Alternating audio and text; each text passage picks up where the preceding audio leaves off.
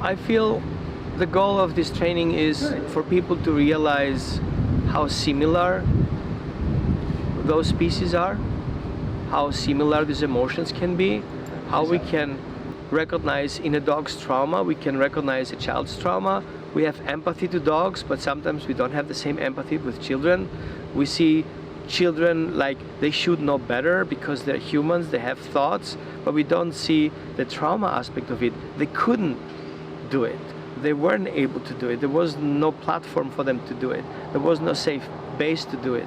But now I hope that recognizing from a dog's perspective what a safe base is, what a secure attachment looks like, what trauma looks like, what a behavior looks like, how all these things come together in this perfect gearbox, then we can then make that connection to, oh, I can apply that to the child too. It will have the similar results.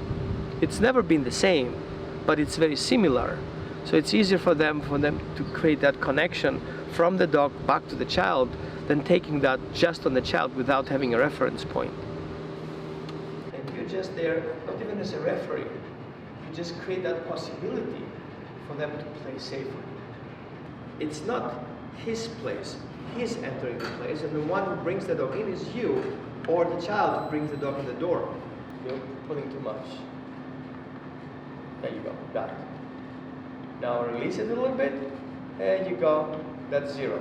I surely recognize that it was just a recreation of my personal trauma, and that helped me shift to a better place, to stop punishing for bad behavior and more creating a situation that I can reward good behavior and take in consideration the reason why the dog does certain behaviors. The system comes from exactly the same angle. It doesn't see the children as wrong, they need to be punished. They see the children as they need help to get out of their trauma, to offer voluntarily better adjusted behaviors for themselves and for the environment. One of the reasons that we partnered with Roman, because he kind of not only understands it, but he gets it from the perspective of, we are a trauma-informed agency and he does trauma-informed training, right? And so when you're talking about not going into forced compliance with dog training, it's exactly the same thing that we were trying to get away from with our kids. And the neat thing is that when you work in this program, you're gonna start seeing the connections, right? When we're talking about, because I use dog training analogies all the time when I'm training Texas model stuff. Because if you narrow the choices down, right? If you get them a lot fewer options to get to the same location, if you give them opportunities to want to make those choices versus forcing them to make those choices, the learning happens.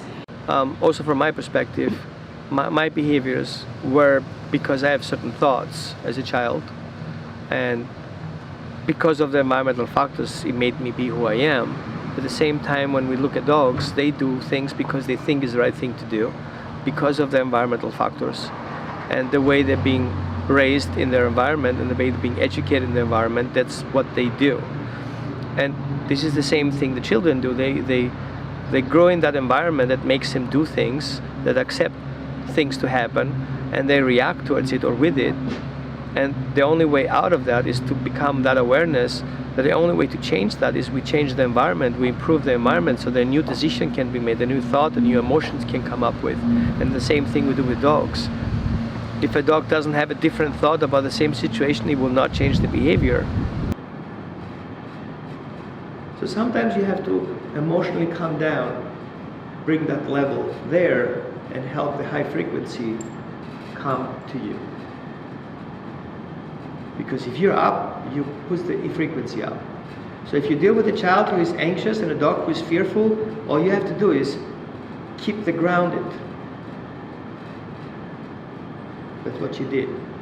She just grounded on me. One thing that I notice is that as people, we recreate the way we're being parented. And I see also when we treat animals, we treat them the way we were being parented as well. But we also see that dogs reflect that behavior of ours back at us. And sometimes it's not about to be mean dogs, it's just about for us to see how it feels to them what we do.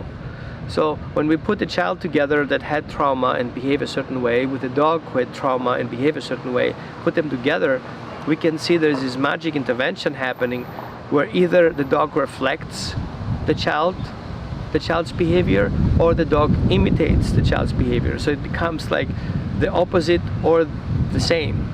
And so we can take that in consideration, and sometimes the child sees how he feels towards the environment. By seeing the environment, reflects it back. And that's an amazing thing that can happen. So if I have a certain behavior that triggers my other dog to be aggressive, and I recognize that my behavior causes that, and I change my behavior, and I suddenly see that dog changes his behavior, that is opposite. It's exactly because I changed. The dog didn't change, I changed my behavior. And so it's a very good tool to help children become aware of dissociation of certain emotions and not seeing this emotion because they don't want to deal with it, but now they're exposed to it because they love the dog, they want to care for the dog, and they want that to change as well, so they adjust to it. And that's such a healing process.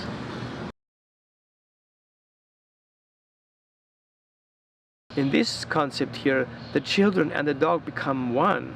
They become like this little family that kind of live with each other, and they just want to stay with each other because it feels good. And that's a different level. It's a mutual learning experience. Yeah, it's the child learning to become the parent he never had, or having somebody to care for he never had somebody to love that he never had, learning to love himself because the dog loves the child or the person.